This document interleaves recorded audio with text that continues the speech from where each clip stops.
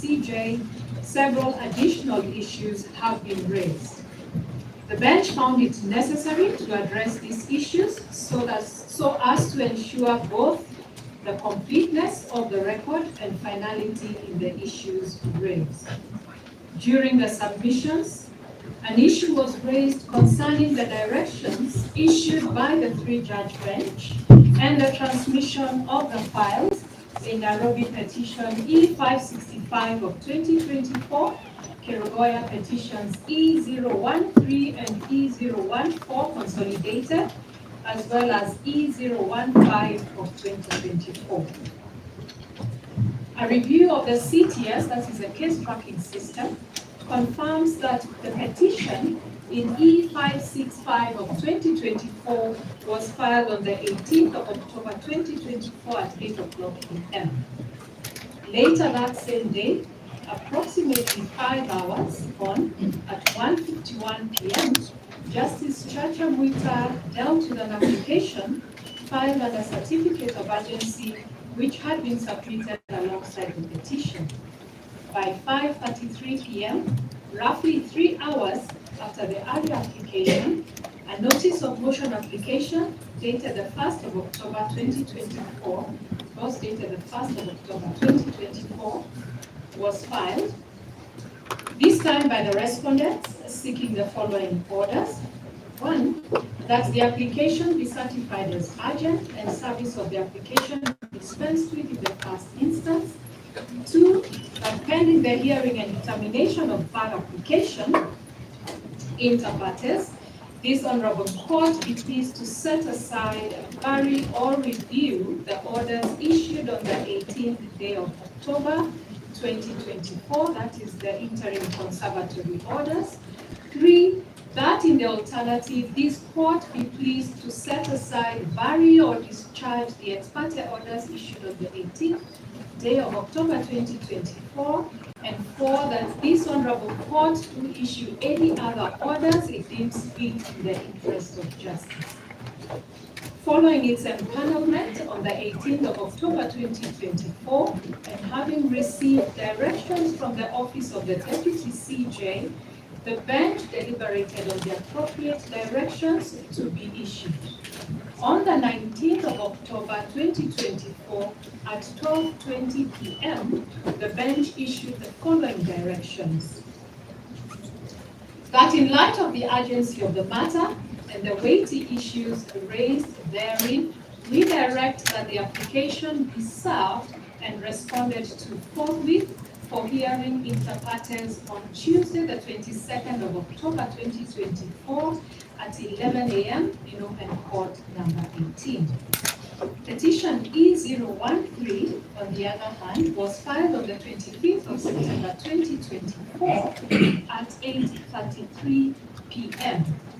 While petition E014 was filed on the 2nd of October 2024 at 7:07 p.m. Both way past official working hours of the court.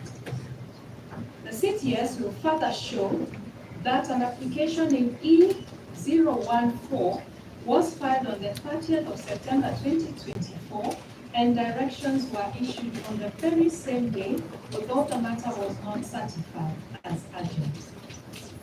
Subsequent directions and a ruling issued on the 11th of October 2024 resulted in the consolidation of petitions E013 and E014, followed by an order for empanelment.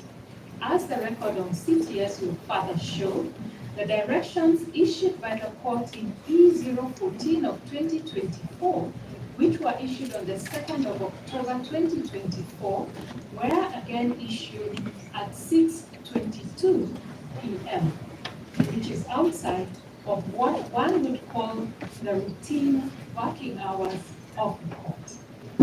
This was due to the urgency demonstrated in the application, which sought directions regarding the then ongoing public participation process. The bench takes great exception to the petitioner applicant's conduct that, when favorable to them, issues of orders, or rather orders issued outside of what one would refer to as the normal working hours of the court raise no concern. However, when the court acts in an instance where it has been moved by any other party and likewise proceeds to deal with an application at hand, the applicants show their indignation. Moving to petition E015, the CTS again would show that the same was filed on the 18th of October 2024, and once again following the directions issued by the court, this bench was empaneled on the 18th of October 2024 to hear all the three petitions, that is E565 of 2024, E013, E014, and E015, all of 2024. From this sequence of events, it is notable that the interaction between counsel and the courts on an almost real-time basis is not novel, and is in fact a practice that counsels are well familiar with. The CTS enables both counsel and the court to operate in real time, transcending traditional time limitations. This fact also buttresses the argument that with the advent of the CTS system, it is not unusual for courts to issue directions within the filing of an application or outside of what once again would be referred to outside the routine work hours of the court when circumstances do so require. Moreover, in raising the issue of improper sitting, the applicants omitted a crucial fact, which was that the court had been moved by the respondents in petitions E565 of 2024 and E015 of 2024. As such, the court did not convene suo motu, but rather in response to the applications before it. The applicants have repeatedly referred to this convening as a sitting of the court, a term that we feel as a bench requires clarification and demystification. It is a matter of judicial notice that since the onset of the COVID-19 pandemic and the introduction of the case tracking system, the tradition of dealing with certificates of urgency has since evolved. Allow me to quote the practice direction number 19A of the High Court Practice Directions of the 11th of January 2022, which states as follows: that applications filed under certificate of urgency shall be considered by the judge, we emphasize here, at the earliest opportunity. While the practice directions also stipulated that applications filed after 12 p.m. may be considered the next working day, the full adoption of the e-filing system across the judiciary has likely rendered this provision obsolete. Applications are now processed almost in real time, a fact well known to the justice users across the country and which we have demonstrated in this room. Furthermore, Practice Direction 19B confers discretion upon the court to issue orders or directions without the attendance of advocates or parties. This implies that the court can indeed issue directions on an application without the need for a formal sitting. The relevant provision, once again, reads as follows: that the court may, in its discretion, issue orders, stroke directions without the attendance of the advocates or parties. In this court, rather in this case, the issue has been raised that this court allegedly served and considered an application by the respondent on a Saturday outside of the official court hours. The ordinary definition of a sitting, as provided in the Blacksburg Dictionary, is a formal occasion when the court convenes to conduct its business. In this instance, no such formal sitting occurred. In this instance, I repeat, no such formal sitting occurred. Rather, the bench merely conferred and issued directions electronically as expressly permitted under Practice Directions 19B. This is markedly different from a court session in which the bench is convened to hear and determine a matter. Furthermore, no evidence or proceedings have been presented before this bench to support the claim that a formal sitting did take place. Accordingly, it is only fair and reasonable for the parties to dispel any notion that this bench convened to hear arguments from any party ex parte before issuing directions. No such formal sitting took place, the court again emphasizes, and directions were issued electronically in line with established practice and procedural rules. We do, however, recommend that the current practice directions and relevant statutes, such as the High Court Organization and Administration Act, be amended so as to provide a much needed further clarity on this subject. Moreover, for the avoidance of doubt, and out of all the prayers sought by the respondent, only prayer number 1, which sought to have the matter certified as urgent, was granted. No other reliefs were considered or granted at the time. It is evident that the court was fully cognizant of both the urgency of the matter and the potential repercussions that granting any further ex parte orders could have had on the prevailing status quo. With this understanding, and in an effort to balance the scales of justice, the bench issued the directions that are now being challenged. We hold the view that there was nothing unconventional in the manner in which this bench dealt with the 2 applications filed under certificate of urgency.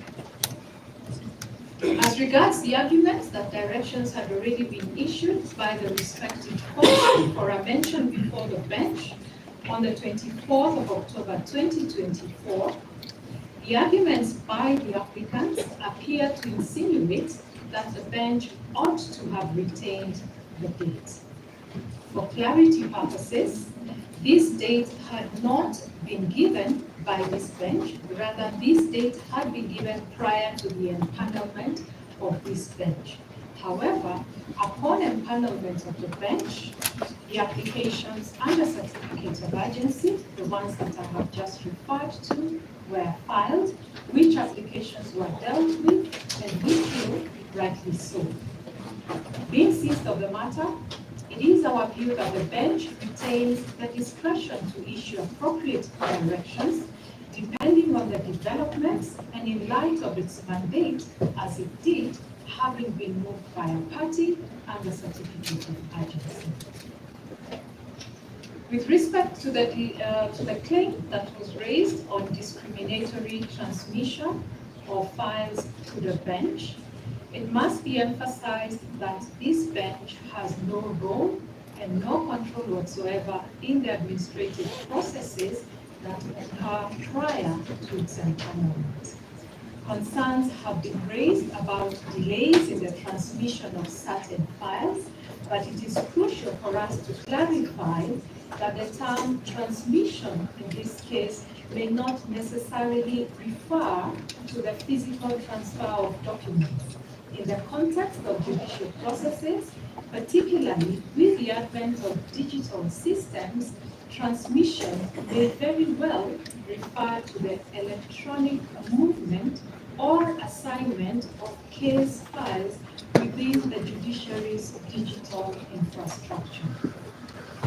We say this on the strength of the fact that with the CTS, all filed documents are available in real time across the judiciary, eliminating the need for physical file movement. Let me refer once again to practice direction number 41A Roman 2, which provides that advocates and litigants shall have access to court information electronically.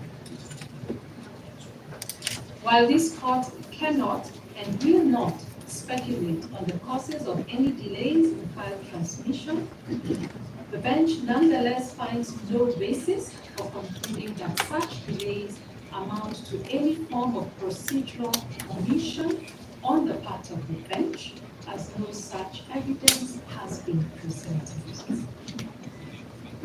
Applicants have equally in their submissions attempted to cast aspersions on the proceedings of this court, some of which I have already referenced. That is that the court was convened on Saturday, stating that there is no urgency in this matter, and so there was no need to convene the sittings of the 22nd day of October 2024, that this matter is being given priority over other petitions which have been filed, an insinuation that the bench is part of a conspiracy to infringe the petitioner's Article 50 right to fair hearing, and what I have again alluded to, that the transmission of the files from the Kiromoya High Court took place with what has been referred to as a supersonic speed.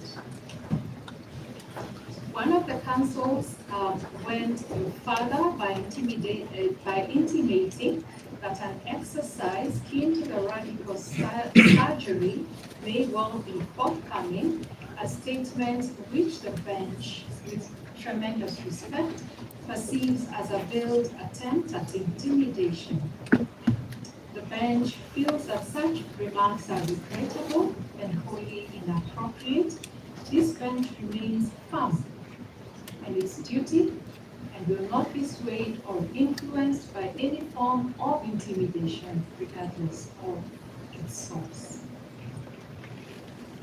The bench takes the view that the applicants appear to selectively focus on aspects that favor their position while conveniently disregarding that declines that the applicants are presently benefiting from final conservatory orders, which this bench did not deem it fit to lift.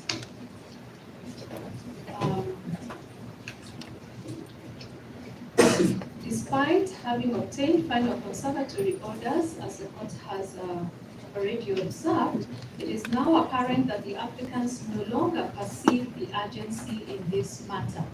Instead, they seek to cast aspersions on this court for addressing the matter with the necessary expedition. Such conduct is contradictory and undermines the very urgency that the applicants had initially invoked. The bench notes that the issues raised in this petition have, on various occasions and before different judges, consistently been certified as urgent and as involving substantive constitutional questions. This underscores the gravity and significance of the matters at hand. One of the counsels again insinuated that this bench is part of a conspiracy to violate the petitioner's right to a fair hearing under Article 50 of the Constitution. The bench finds that these submissions are without any foundation and wholly without merit. This court has not issued any rulings or directions that would suggest such an intention. It is apparent that this argument was made for the sake of the gallery, and we find it unnecessary to therefore address it further, safe to reaffirm that this court remains fully committed to upholding the Constitution and the rule of law. In conclusion, we do find and hold that the accusations made by the applicants against this bench are entirely without merit. On this link, the last part of the link is whether The matter raises issues of public interest which require expeditious disposition of the petitions. The applicants have urged that the applications before the court are not urgent and have loudly wondered why it was necessary to give directions for hearing of the applications on the 22nd day of October 2024. In response, the bench quotes Article 131, which establishes the office of the President and the office of the Deputy President, and also we have cited Article 147 with regards to the functions of the Deputy President, just to lay context. And the context is this, according to the bench, that the first petitioner has been impeached under Article 145 of the Constitution, marking the first instance of such an event in Kenya's history. The impeachment of the said petitioner has undoubtedly garnered significant public interest, and these court proceedings represent a direct challenge to that impeachment. It goes without saying that these legal proceedings are of paramount concern to the citizens of this country. To suggest, as the applicants have, that this matter lacks urgency and does not warrant prompt adjudication is disingenuous and dismissive of its far-reaching implications. We have taken the liberty to define the term public interest in the Black's Law Dictionary, and you will also find the Supreme Court of Kenya's definition of public interest in the case of Stephen versus Orozco, which permit me not to get into. Safe to say that from the foregoing, a matter is of public interest if the holding on law affects a considerable number of people in society, if the holding in law involves government and/or government agencies, if a determination of law affects the proper functioning of public institutions of governance or of the court's scope for dispensing redress, and if the holding of law affects the mode of discharge of duty by public officers. These proceedings, in our view, as the bench, raise enormous public interest, and it is in the interest of the public that these proceedings are heard and finalized most expeditiously. Therefore, the aspersions cast by the applicants concerning the directions for the hearing of the applications before the court on the 22nd day of October 2024, in our view, lack basis and they are dismissed. This position, having carefully considered the application, we are satisfied that the prayers sought herein must fail. Nonetheless, as indicated in our ruling, there is a pressing need for a clear policy directions regarding the procedure and the process for handling virtual and online directions and proceedings. We commend the applicants as this application has eliminated the necessity for such guidelines and made the issue more apparent. As such, we hereby direct the Honorable Deputy Registrar of this Division to transmit a copy of this ruling to the Honorable Chief Justice. Before we conclude, the bench wishes to once again emphasize its unwavering commitment to objective neutrality in this matter. We assure all parties that their right to a fair hearing remains fully safeguarded. The bench, acting in fidelity to its oath of office and in strict adherence to the dictates of the Constitution, remains resolutely committed to the fair and just determination of the issues before it. Finally, the application dated 22nd of October 2024 is disallowed because in the course, leave to appeal is hereby granted. Certified copies of these proceedings and rulings shall be availed upon payment of the requisite court fees as the case may be. That's the ruling of the court. Much obliged, my lord. But on behalf of the petitioners, we have listened to the ruling. We have got no problem with the feasibility of it one way or the other. we leave it to our clients, the decision on whether or not they will appeal the ruling, largely because of a number of instances where words have been put into the mouths of the petitioners that were never uttered. Be that as it may, I believe since we received